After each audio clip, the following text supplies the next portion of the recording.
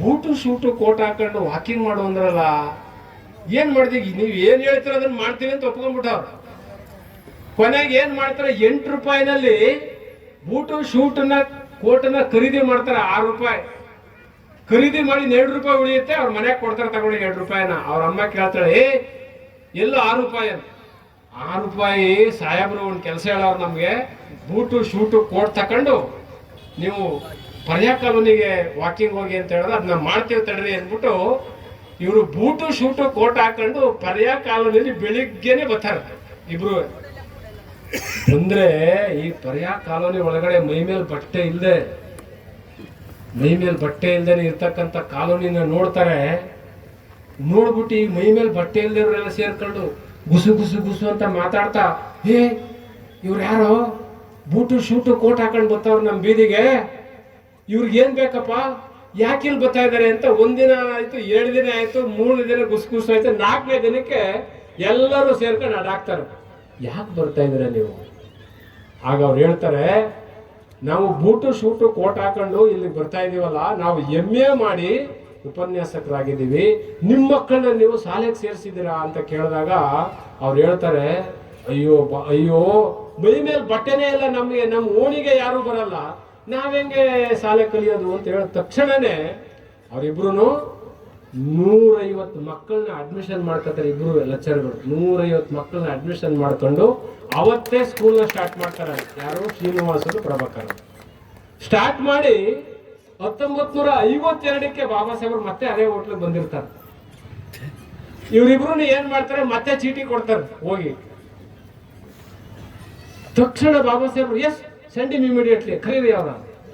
ಕರೆದಾಗ ಇಬ್ರು ಹೋಗಿ, ಸಾಹೇಬ್ರೆ ಎಸ್ ಟೆಲ್ ಮಿ ಅಂದಾಗ, ನೋಡಿ ನೀವು ನಮ್ಗೆ ಬೂಟು ಶೂಟು ಕೋಟ್ ಹಾಕು ಅಂತ ಹೇಳಿದ್ರಿ ನಮ್ಮಿಬ್ಬರಿಗೆ, ಅದನ್ನ ಇವತ್ತು ನಾವಿಬ್ಬರೇ ಬಂದಿಲ್ಲ, ನಮ್ ಜೊತೆನಲ್ಲಿ 150 ಜನ ನಿಮ್ಮ ನೋಡಕ್ ಬಂದವ್ರೆ ಅಂದ್ಬಿಟ್ಟು ಹೇಳಿದಾಗ ಬಾಬಾ ಸಾಹೇಬ್ರು ಈಚೆಗೆ ಬಂದು ನೋಡ್ತಾರೆ ಲಾಡ್ಜಿಂದ.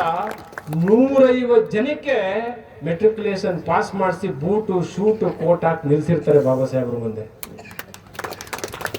ಬಾಬಾ ಸಾಹೇಬರು ಕನ್ನಡಕ ತೆಗೆದು ಅರ್ಧ ಗಂಟೆ ತಲೆ ಬಗ್ಗೆ ಗೊಳಗೊಳೋ ಅಂತ ಕಣ್ಣೀರು ಹಾಕೊಂಡು ಹೇಳ್ತಾರೆ, ಎಸ್ ಇಟ್ ಈಸ್ ಎ ಅಂಬೇಡ್ಕರಿಸಮ್, ಇದು ಅಂಬೇಡ್ಕರಿಸಮ್. ನಾನು ಯಾಕೆ ಬೂಟು ಶೂಟು ಕೋಟ್ ಹಾಕೋ ನಿಮ್ಗೆ ಅಂತ ಹೇಳಿದೆ ಅಂದ್ರೆ, ನನ್ನ ಜನರಿಗೆ ನೀವೇನ್ ಬರ್ದಿದ್ರಿ ಇಲ್ಲಿ, ಶಿಕ್ಷಣ, ಸಂಘಟನೆ, ಹೋರಾಟ, ಇದನ್ನ ಜ್ಞಾಪಕ ಮಾಡ್ಕೊಳ್ಳಿ. ಇದು ಬಾಬಾ ಸಾಹೇಬ್ ಹೇಳಿರೋ ಮಾತಿದು. ಏನದು? ತಮಿಳುನಾಡಲ್ಲಿ number 1 fresh, number 2 dress, number 3 address. ಈ ಪದ ಎಷ್ಟು ವೈಬ್ರೇಷನ್ ತರ್ತದೆ ನೋಡಿ ಬಾಬಾ ಸಾಹೇಬ್ ಹೇಳಿರೋ ಮಾತಿದು. Number 1 freshness. ಫ್ರೆಶ್ ಅಂದ್ರೆ ಏನು? Cleanness, neatness, fresh. Number 2 dress. Dress ಅಂದ್ರೆ ಬೂಟು ಶೂಟು ಕೋಟು, ನಿಮ್ಮ ಡ್ರೆಸ್ಸು ನೀವು ಯಾರಂತ ಹೇಳುತ್ತೆ. ನಂಬರ್ 3 ಅಡ್ರೆಸ್, ನೀವ್ ಹೆಂಗ ಮಾತಾಡ್ತೀರಾ, out skill. Fresh, dress, address. ಎಂತ ಮಾತ್ರಿ ಬಾಬಾ ಸಾಹೇಬ್ರ ಮಾತು. ಅದನ್ನು ನಾವು ಅರ್ಥ ಮಾಡಿಕೊಂಡು ನಮ್ಮ ಮಕ್ಕಳುಗಳಿಗೆ number 1 freshness, number 2 dress, number 3 address. ಇದನ್ನ ಕಲಿಸಿಲ್ಲ ಅಂದ್ರೆ ನಮ್ಮ ಸಮುದಾಯ ನಾಶ ಆಗುತ್ತೆ. ಇಬ್ಬರಿಗೆ ಬೂಟು ಶೂಟು ಕೋಟ್ ಹಾಕು ಅಂತ ಹೇಳಿದ್ಮೇಲೆ 120 ಜನಕ್ಕೆ ಬೂಟು ಶೂಟು ಕೋಟ್ ಹಾಕ್ಸಿದ್ರು ಅವರು ಅಂದ್ರೆ, ನಾವು ಬೀದರ್ನವರು ಎಷ್ಟು ಜನಕ್ಕೆ ಹಾಕ್ಸ್ಬೇಕ್ರಿ? ಎಷ್ಟು ಜನಕ್ಕೆ ಹಾಕ್ಸ್ಬೇಕು? ಈ ಸಂಕಲ್ಪವನ್ನ ಈ ಬಾಬಾ ಸಾಹೇಬ್ ಅಂಬೇಡ್ಕರ್ ಅವರ ಪುತ್ಥಳಿ ಅನಾವರಣ ದಿನ ಇದನ್ನ ಸಂಕಲ್ಪ ಮಾಡಲೇಬೇಕು. ಮಾಡಲಿಲ್ಲ ಅಂದ್ರೆ ನಮ್ಗೆ ಉಳುಗಾಲ ಇಲ್ಲ. ಆ ನಿಟ್ಟಿನಲ್ಲಿ ಭಾರತೀಯ ಬೌದ್ಧ ಮಹಾಸಭಾ ಮತ್ತು ದಲಿತ ಸಂಘಟನೆಗಳ ಒಕ್ಕೂಟ ಮತ್ತು ನಮ್ಮ ಸಮತ ಸೈನಿಕ ದಳ ಮತ್ತೆ ನಮ್ ಏನೇನು ಸಂಘಟನೆಗಳಿದೆ, ನಿಮ್ ಸಂಘಟನೆಗಳು 100 ಇರಲ್ರಿ, ನಮ್ಗೇನ್ ಬೇಜಾರಿಲ್ಲ. ನಿಮ್ ಸಂಘಟನೆ 100 ಇದ್ರು ನಮ್ಗೇನ್ ಬೇಜಾರಿಲ್ಲ. ನಿಮ್ಮ ತತ್ವ ಒಂದೇ ಆಗಿರ್ಬೇಕು, ನಿಮ್ಮ ಆದರ್ಶ ಒಂದೇ ಆಗಿರ್ಬೇಕು. ನಮ್ಗೆ ಅದೇ ಬೇಕಾಗಿರೋದು. ನಿಮ್ಮ ಆದರ್ಶ ಒಂದೇ ಇರಬೇಕು, ನಿಮ್ ತತ್ವ ಒಂದೇ ಇರಬೇಕು. ಬಾಬಾ ಸಾಹೇಬರು ತತ್ವಕ್ಕೋಸ್ಕರ ಬದುಕ್ತವ್ರು. ಈಗ ದಯಮಾಡಿ ಕೈ ಹತ್ರಪ್ಪ, ಇಬ್ರು ಬೂಟು ಶೂಟ್ ಹಾಕೊಂಡಿದ್ರು 120 ಜನಕ್ಕೆ ಮಾಡಿದ್ದಾರೆ. ಈಗ ನೀವ್ ಎಷ್ಟು ಜನಕ್ಕೆ ಮಾಡ್ತೀರಿ? ಕೈ ಎತ್ತಿ. ಹೊಡೆದೇ ಚಪ್ಪಾಳೆ ನೋಡಿಲ್ಲ ನೋಡ ನಮ್ಮ ಹೆಣ್ಮಗಳು ಕೈ ಎತ್ತಿ ಎಸ್ ದಟ್ ಇಸ್ ಅಂಬೇಡ್ಕರಿಸಂ. ನಿಜವಾದ ಅಂಬೇಡ್ಕರ್ ವಾದ ಅಂದರೆ ನಾವು ಬಿತ್ತಬೇಕು, ಜೈ ಭೀಮ್ ಅನ್ನೋದನ್ನ ಬಿತ್ತಬೇಕು, ಭೂಮಿಗೆ ಬೆಳಿಬೇಕು ಅದನ್ನ. ಇಲ್ಲ ಅಂದರೆ ಬಾಬಾ ಸಾಹೇಬ್ರನ್ನ ಜೀವಂತ ನಾವು ಇಟ್ಟಿಲ್ಲ. ಯಾಕೆ ಇಟ್ಟಿಲ್ಲ ಜೀವಂತ ಅಂದರೆ ಸುಪ್ರೀಂ ಕೋರ್ಟ್ನ ನ್ಯಾಯಮೂರ್ತಿಗಳನ್ನ ಸಹಿಸ್ಕೊಳ್ಳೋಕ್ಕಾಗಿಲ್ಲ ಈ ದೇಶದಲ್ಲಿ. The chief justice of supreme court ಸಹಿಸ್ಕೊಳ್ಳೋಕ್ಕಾಗಿಲ್ಲ ಸರ್. ಇದು ಗಂಭೀರವಾದಂಥ ಸಂದರ್ಭ. ಅದಕ್ಕೆ ಬೀದರ್ನ ಜನ ಬಹಳ ಬುದ್ಧಿವಂತರು, ಸ್ವಾಭಿಮಾನಿಗಳಂತ ನನಗೆ ಬಹಳ ನಂಬಿಕೆ ಇದೆ. 30 ವರ್ಷದಿಂದ ಬರ್ತೇನೆ ಇಲ್ಲಿ. ಎಷ್ಟು ವರ್ಷ? 30 ವರ್ಷದಿಂದ ಬರ್ತೇನೆ. ನೀವು ಮೊದಲು ಯಾರಿಗೋ ಒಬ್ಬರಿಗೆ ಐ ಎ ಎಸ್ ಮಾಡಿದ್ರಲ್ಲ, ಅವ್ರು ಉಮ್ನಾಬಾದ್ ಯಾರವರು, ಅವ್ರಿಗೆ ಸನ್ಮಾನ ಮಾಡಿದ್ರೆ ಯಾವುದೋ ಚೌಲ್ಟ್ರಿನಲ್ಲಿ ಅನುರಾಗ್ ಅಂತ KSRTC ಡ್ರೈವರ್ ಮಗ, KSRTC ಡ್ರೈವರ್ ಮಗ IAS. ಇದೇ ಬೀದರ್ನಲ್ಲಿ ಸನ್ಮಾನ ಮಾಡಿದೆ ನಾನು. ಆ ಥರ ವರ್ಷಕ್ಕೆ ಒಬ್ಬೊಬ್ರು, ಇಬ್ಬಿಬ್ರು, 3 ಜನ ತಯಾರಾಗ್ಬಿಟ್ರೆ ಬಾಬಾ ಸಾಹೇಬರು 100ಕ್ಕೆ 100 ಬೀದರ್ನಲ್ಲಿ ಜೀವಂತ ಇರ್ತಾರೆ, ಇಲ್ಲೇ ಜೀವಂತ ಇರ್ತಾರೆ. ಆ ಜೀವಂತ ಇರ್ತಕ್ಕಂಥ ಕೆಲಸವನ್ನು ನಮ್ಮೆಲ್ಲ ಸಂಘಟನೆಗಳು, ಸೋದರರು, ನಿಮ್ಮ ಜೊತೆಲಿ ನಾವು ಇರ್ತೇವೆ. ನಮಗೀಗ ಏನಾಗಿದೆ, 50 ವರ್ಷ, ನಮಗೊಂದು ನೋವಿದೆ, ದುಃಖ ಇದೆ.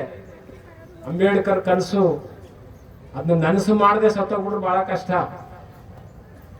ಏನಾದರೂ ಮಾಡಿ ನನ್ನ ಸಮುದಾಯವನ್ನ ಈ ರಾಜ್ಯದಲ್ಲಿ ಆಳುವ ವರ್ಗವನ್ನಾಗಿ ತಯಾರು ಮಾಡಬೇಕು ಅಂತ ಪಣ ತೊಟ್ಟು ನಿಂತ್ಬಿಟ್ಟಿದ್ದೀವಿ ನಾವು. ನಮ್ಮ ಸಮುದಾಯ ಅಟ್ಲೀಸ್ಟು ಆಳುವ ಸಮುದಾಯ ಆಗಬೇಕು. ಅದಕ್ಕೋಸ್ಕರನೇ ಅಂಬೇಡ್ಕರ್ ಬದುಕಿದ್ದು.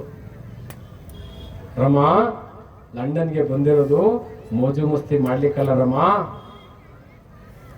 ಲಂಡನ್ಗೆ ಬಂದಿರೋದು ನನ್ನ ಜನ ನಾಯಿ, ನರಿ, ಹಂದಿಗಳ ತರ ಇದ್ದಾರೆ ರಮಾ, ನನ್ನ ಜನ ಗುಡಿಸಲಲ್ಲಿ ಬೆಂದು ಬೂದಿ ಆಗ್ಬಿಟ್ಟಿದ್ದಾರೆ ರಮಾ, ನನ್ನ ಜನರ ವಿಮೋಚನೆಗೋಸ್ಕರ ನಾನು 18 ಗಂಟೆಗಳ ಕಾಲ ಓದ್ತಾ ಇದ್ದೀನಿ ರಮಾ. ಇವತ್ತು ನನ್ನ ಕಿಸೆಯಲ್ಲಿ ದುಡ್ಡಿಲ್ಲ ಇವತ್ತು ನನಗೆ 2 ಪೀಸ್ ಬ್ರೆಡ್, ಇದೇ ನನ್ನ ಆಹಾರ ಆ ಪತ್ರಗಳು ಓದಬೇಕು. ಬಾಬಾ ಸಾಹೇಬರು ಬರೆದಿರೋ ಪತ್ರಗಳು ರಮಾಗೆ. ನಾನು ಬದುಕಿರೋದು ನನ್ನ ಜನರ ವಿಮೋಚನೆಗೋಸ್ಕರ ಬೆಂಕಿಯಲ್ಲಿ ನನ್ನನ್ನು ನಾನು ದಹಿಸ್ಕೊಳ್ತಾ ಇದ್ದೀನಿ ಇದೆಲ್ಲವನ್ನು ಯಾಕೆ ಹೇಳ್ಕೊಂಡಿದ್ದಾರೆ ರಮನ ಹತ್ರ? ಎಷ್ಟು ಕಷ್ಟಪಟ್ಟಿರ್ಬೇಕು ಅವರು. ಅದಕ್ಕೆ ಬೀದರ್ನ ನನ್ನೆಲ್ಲ ಸಹೋದರರು ಅಂಬೇಡ್ಕರ್ ಅವರ ಕನಸನ್ನು ನನಸು ಮಾಡ್ಲಿಕ್ಕೆ, ಅವನ ಜೀವಂತವಾಗಿಡ್ಲಿಕ್ಕೆ ಪ್ರಯತ್ನ ಪಡಿ. ನಮ್ಮ ಸಾಹೇಬ್ರೆಲ್ಲ ರಿಟೈರ್ಡ್ ಆಗ್ಬಿಟ್ಟಿದ್ದಾರೆ. ಕೆಲವರು ಅವ್ರ ಅಧಿಕಾರದಲ್ಲಿದ್ದಾಗ ಬೇಕಾದಷ್ಟು ಕೆಲಸಗಳು ಮಾಡಿದ್ದಾರೆ. ನಾನು ಬಹಳ ಹತ್ತಿರದಿಂದ ನೋಡಿದ್ದೇನೆ. ಕೆಲವರು ತುಂಬಾ ಕೆಲಸ ಮಾಡಿದ್ದಾರೆ. ಇನ್ನು ಕೆಲವರು ನಮ್ಮ ಹೆಸರು ಎಲ್ಲೂ ಹೇಳ್ಬೇಡಿ ಅಂತ ಹೇಳಿದ್ದಾರೆ. ಅಧಿಕಾರಿಗಳೇ ಅವರು ಈಗಾಗಲೇ 6 ಜನ IRS ಆಫೀಸರ್ಗಳನ್ನ ತಯಾರು ಮಾಡ್ತಾ ಇದ್ದಾರೆ. ಎಲ್ಲ ಖರ್ಚು ವೆಚ್ಚ ಅವ್ರದೇ, ಎಲ್ಲ ಅವರೇ ಮಾಡ್ತಿದ್ದಾರೆ. ಆ ಥರದ ಒಂದು ಕಮಿಟ್ಮೆಂಟ್ ಇಟ್ಕೊಂಡು ಬಾಬಾ ಸಾಹೇಬ್ರನ್ನ ಜೀವಂತ ಇಡ್ತಕ್ಕಂಥ ಕೆಲಸವನ್ನು ನಾವು ಮಾಡಬೇಕು.